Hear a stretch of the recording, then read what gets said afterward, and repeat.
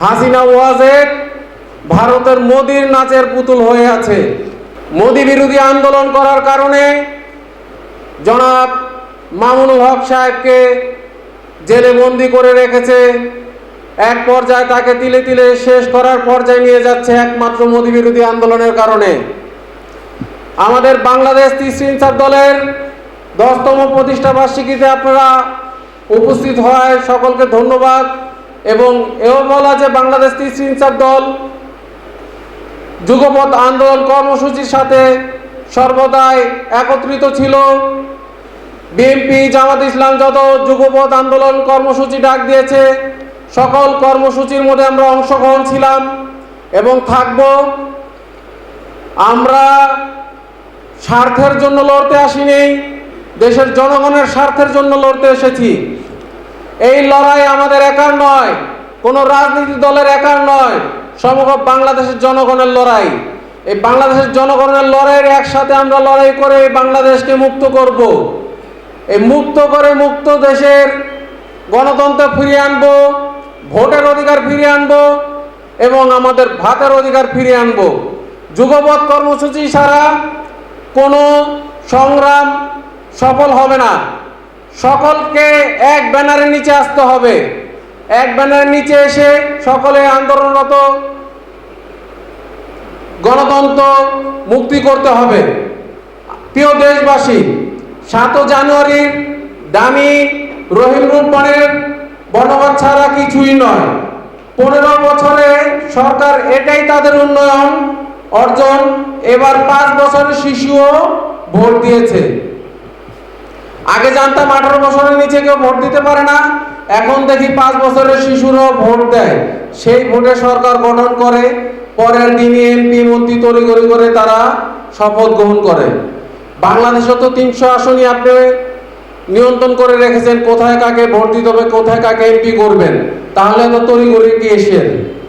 আপনারা দেখেছেন কিছুদিন আগে জনাব বেসামাল ওবায়দুল কাদের বলেছেন দ্রব্যমূল্যের দাম বৃদ্ধি হলেও মানুষ কিনে খেতে পারে যতই দাম হোক না কেন।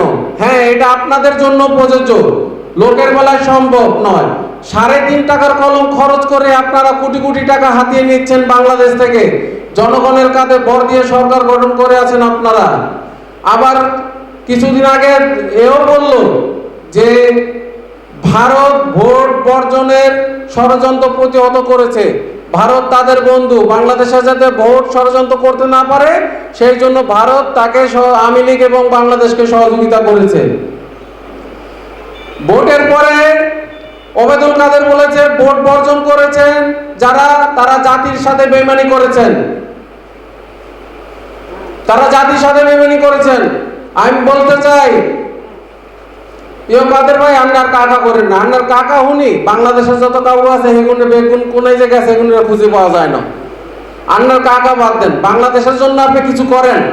আমি বলবো যারা ভোট বর্জন করেছেন তারা জাতির জন্য নীরব বিদ্রোহ তৈরি করেছেন, আর যারা এমপি মন্ত্রীতে দাঁড়িয়েছেন তারা নব্য নম্রতে পরিণত হয়েছেন।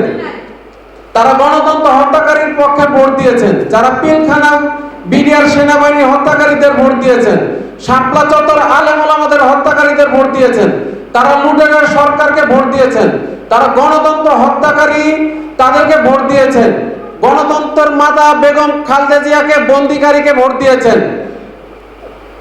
আল্লামা দেলোয়ার হোসেন সাঈদীকে হত্যাকারীকে ভোট দিয়েছেন। গণতন্ত্র হত্যাকারী সরকার, আমাদের ভোট এবং ভাতের অধিকার ফিরে দিতে হবে। কিশোর কিশোরীর 18 বছর বয়স পার হয়ে গেছে, ভোট দিতে পারেনি, বর্তমানে 30-35 বছরের পর্যায়ে দাঁড়িয়েছে।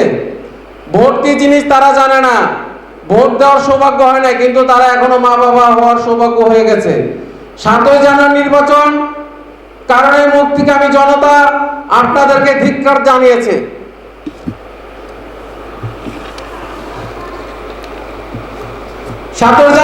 আপনাকে ধিক্কার জানিয়েছে, যেমন আপনারা দেখেন আপনাদের এখনো কেউ গ্রহণ করতে পারেনি। সাকিব আল হাসানকে ভুয়া ভুয়া বলে স্লোগান দেয়, এরই নাম মনে করেন আওয়ামী লীগে যোগদান, মাঠে ঘাটে অপমান। এই সরকার আমাদের কেউ শান্তি নেই, যুবক যুবতী কেউ শান্তিতে নেই। আজকে ঠিক তেমনি বাংলার জনগণ লুটেরার সরকার, দামি নির্বাচনের রাতের ভোটের সরকার, শিশুর ভোটের সরকার, গণতন্ত্র হত্যাকারী সরকার, লুটের সরকারকে 2009 সালে মনুল ফখরুদ্দিনের সরকার, 2014-তে 157 আসনে বিনা প্রতিদ্বন্দ্বিতা সরকার, 2018-তে নিশিয়াতের সরকার, 2024-এ রহিম রব্বানের শিশুর ভোটের সরকার। এই পর্যায়ে সরকারের জনগণ আর সহ্য করতে পারছে না, তাই 7 তারিখের ভোটকে বর্জন করেছে।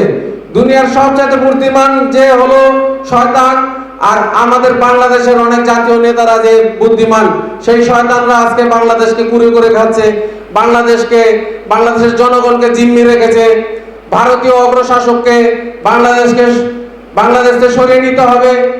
আমরা যেভাবে ভারতীয় পণ্য বয়কট করেছি, আগামী তো ভারতীয় পণ্য বয়কট করে ভারতীয়কে এক আঙ্গুল দেখিয়ে দেওয়া হবে, যাতে বাংলাদেশের মধ্যে তারা কোনো শাসন বিস্তার না করতে পারে। এই শাসন বিস্তার থেকে তাদেরকে সরিয়ে আনতে হবে। বাংলাদেশ ভারত মুক্ত বাংলাদেশ হবে। ভারত মুক্ত বাংলাদেশের মধ্যে আমরা বাংলাদেশের সর্বদলীয় যত দল আছে একসাথে সংগ্রাম পরিষদ গড়ে তুলতে হবে। অবিলম্বে দেশনেত্রী বেগম খালেদা জিয়াকে মুক্তি দিতে হবে, মামুনুল হক সাহেবকে মুক্তি দিতে হবে, বাংলাদেশের যত আলেম ওলামা আছে সকলকে মুক্তি দিতে হবে। সকল আন্দোলনরত যৌথ উদ্যোগে সর্বদলীয় সংগ্রাম পরিষদ গড়ে তুলতে হবে। জাতীয় সংলাপের মধ্য দিয়ে তত্ত্বাবধায়ক সরকার পূর্ণ প্রতিষ্ঠার উদ্যোগ নিতে হবে। অবিলম্বে ভোটারবিহীন দামি দ্বাদশ সংসদ নির্বাচন বাতিল করতে হবে। প্রিয় দেশবাসী, আপনারা ভারতীয় পণ্য ও ইসরায়েলি পণ্য বয়কট করুন।